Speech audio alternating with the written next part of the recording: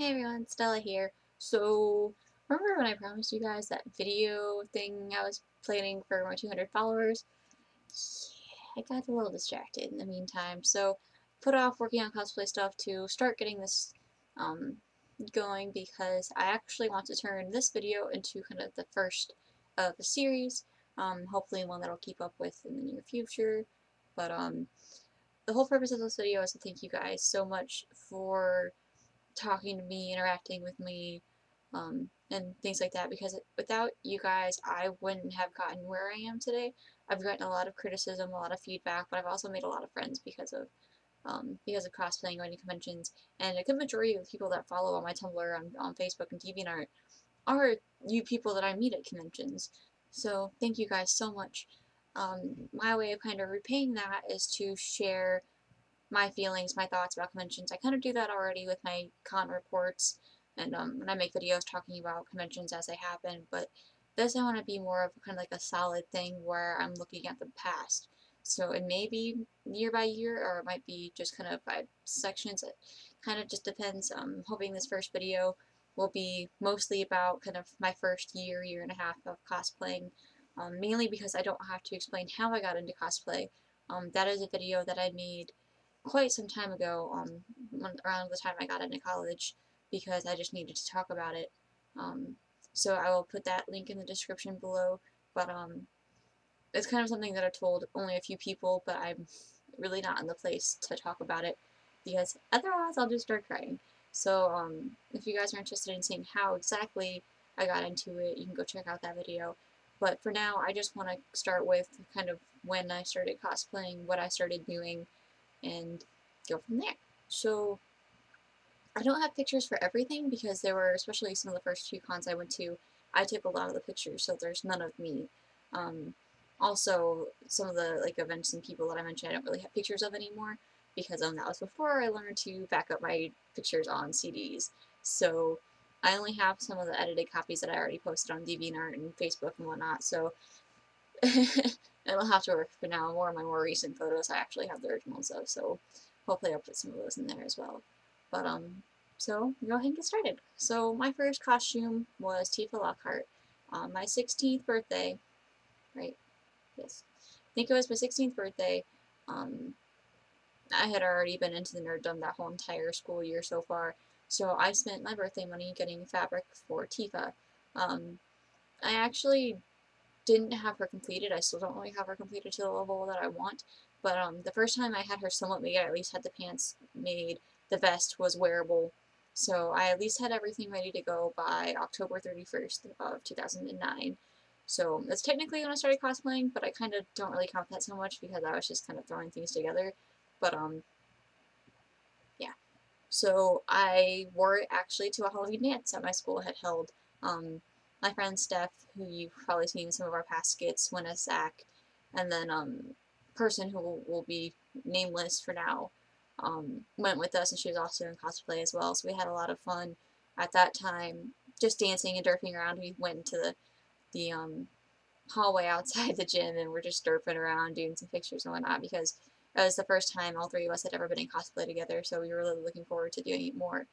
Um, Aside from that, I really don't remember a whole lot. When it comes to my first couple years of cosplay, because they are so interwoven with this person, I've kind of forgotten a lot of them because I've blocked out a lot of the memories with that person involved. So I don't have as many memories as what I do in my newer stuff, but I still do have few that I've started to remember from looking at pictures and talking to people. So after the dance, actually, I kind of backtracked and managed to find out that we went to Animarathon first. So it would have been Animarathon in 2010. I had just gotten my Sakura costume. I had bought it online at a website, which I can't seem to find anymore. But I'd gotten my costume. I hadn't gotten my wig yet, so I was just using my normal hair, my glasses. Nerdy 16-year-old didn't know what to do with my life, so just walked around. Nameless person again was with us, and then Steph was with us. She threw together a Hidan cosplay, which was pretty cool. So I mean, we had a lot of fun.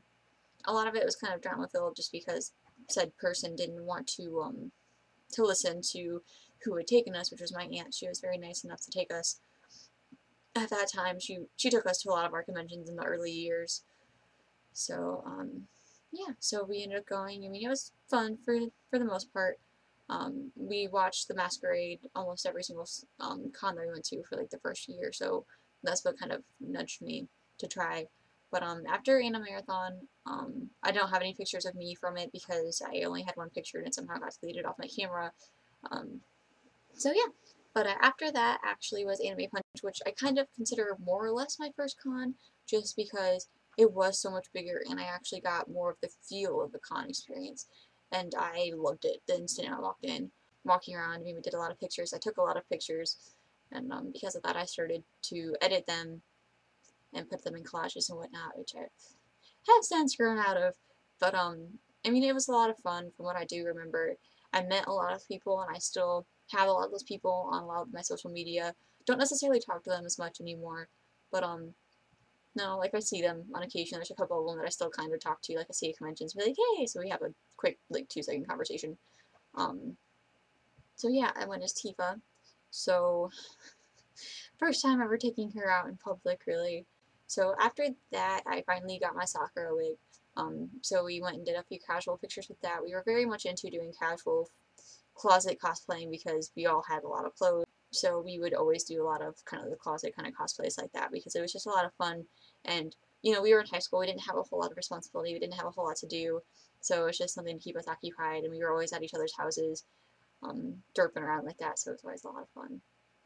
But it was really, really great is that in the summer, so kind of like June, July-ish, my mother actually started getting into photography, as did Steph's sister, Andrea. So we actually did 2 photo shoots, one with my mother and one with Andrea, and we got some amazing pictures.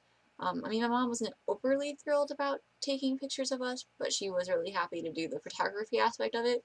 So we got a lot of really cool angles and shots, and I'm still in love with them. Like, they're still some of my favorite pictures.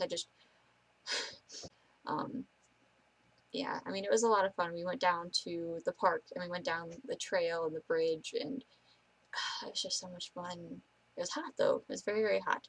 But the other photo shoot we did with Andrea was a lot of fun because we dressed up Andrea's daughter, and she came with us and we did some pictures of her too, and she'd keep photobombing us, and so some of my favorite pictures. I still refer to those pictures a lot for Sakura. But I don't do pictures so much with her because I have a lot of those really good shots, especially of like her fighting moves and stuff. So yeah, it's just a long, long time ago, and uh, I mean, it makes me so happy yet sad because we had invited the nameless person, but they didn't want to go out in the heat. But I was happy that we did. We got some amazing shots. It was a lot of fun. And we really started getting into, from that point on, actually taking pictures ourselves, posing, photography. I mean, we're not great at it, but we still know how to do it pretty decently. So, yeah, it's pretty cool. So after Sasuke and Sakura specifically, we did roam around a couple times. Like we went to Steph's like family reunion or something, and we did pictures out there at the lake with Sakura and Itachi and Sasuke. And it was fun just because we were just derping around. Like back then, we just had so much fun with it all because we didn't have any expectations for ourselves. We didn't have all that pressure from the other fandoms, the community, and whatnot. We just did it because we wanted to, and it was fun. Um, we have a lot of derpy pictures of us, especially as those 3 characters, because that was kind of the one series that kind of held us all together in the beginning. Shortly after that, I got a Sarah Farron wig because I wanted to do Sarah, but I wasn't overly comfortable with her costume, so I kind of just threw whatever together for her. So we ended up just throwing me in a white dress that I had and a shirt and just kind of derping around. Like, it was fun. And we still got some really cool pictures, but I was really excited because we did kind of more of a punk version at, well, what we considered punk at that time. And Sam actually drew like the Lassie marks on our arms, and it was fun. Like, none of us really knew what we were doing, but it's just kind of that excitement, that thrill from doing it and being so excited to do it and not having any restrictions or limits or any pressure at all. And it was just fun. And then, of course, because we were in high school, we spent a lot of time at each other's houses during the summer. So we were constantly doing photo shoots. We do 1 or maybe 2 a day, just whatever characters, go walk around town, go to, stay at my friend's house. Um, Mama Sensei is an amazing person. I cannot begin to tell you when we first started cosplaying. Um, you know, most of our families were kind of in, they weren't sure what it was, what we were doing exactly, but Mama Sensei was always on board. So she had no problems with us being over at the house, roaming around, doing pictures inside the house, outside in the backyard. Like, she wanted us to do it. She wanted us to have fun, and Mr. Crane. But it was always a lot of fun. So like we have a bunch of photo sets that were taken kind of around the same time that may not necessarily be in order here, but after Sarah, you know, that was kind of the start of us getting into Final Fantasy 13 because it had just come out. You know, it was a really cool looking game. The graphics were pretty cool. So what was most shocking, at least for us, was the fact that Sam and I actually had characters that we found that kind of looked like us. We were so excited because we're like, there's finally characters that are just like us, and not only that, but they're best friends. So that was probably one of the more awesome times in that kind of era. But it was fun because we didn't have to act, we just got to be ourselves because the characters very much are like us. And I still want to do Vanille someday. There's a high possibility, but it just wouldn't be anywhere in the near future.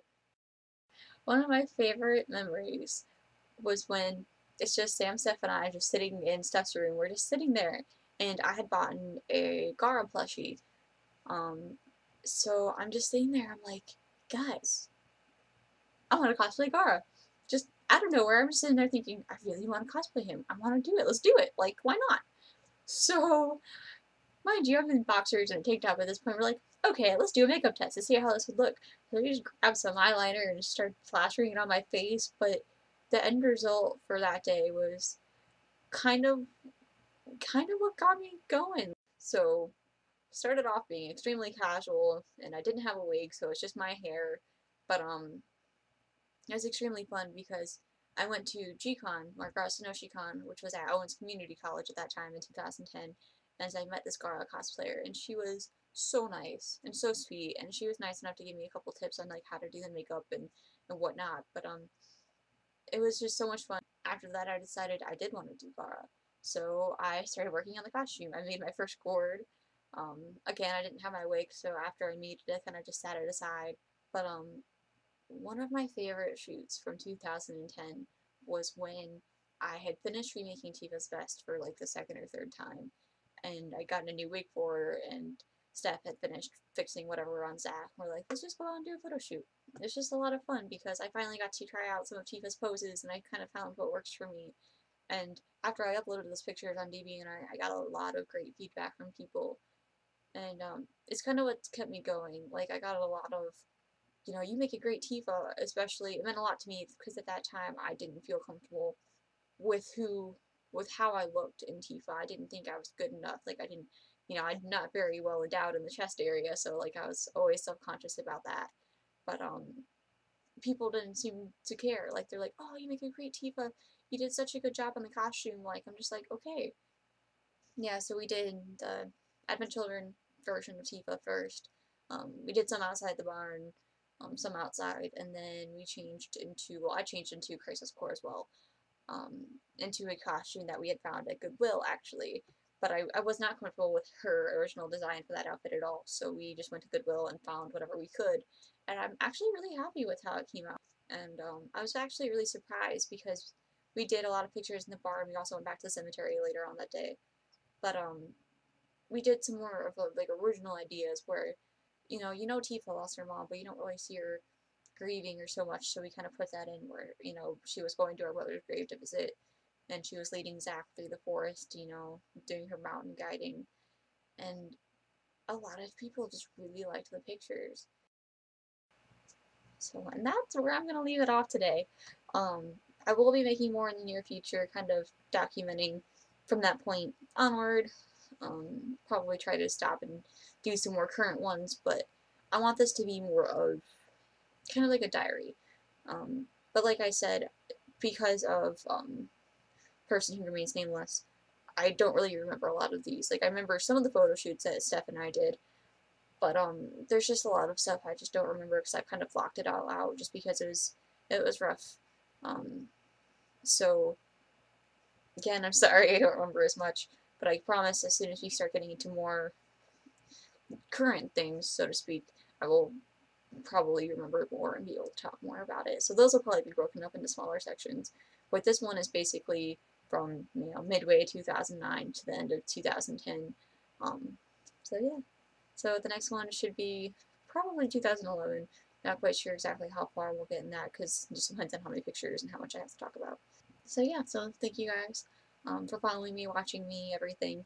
I just like to listen to people. I like to learn their stories. So I'm hoping by sharing mine, you guys can learn something. And if not, just, you know, kind of have an enjoyable time because, like I said, with my memory being so crappy, especially around that time period, it's nice for me to sit down and be able to talk about it because there's not really a whole lot of people that will do that with me. So thank you guys so much for watching, and stay tuned for the next episode.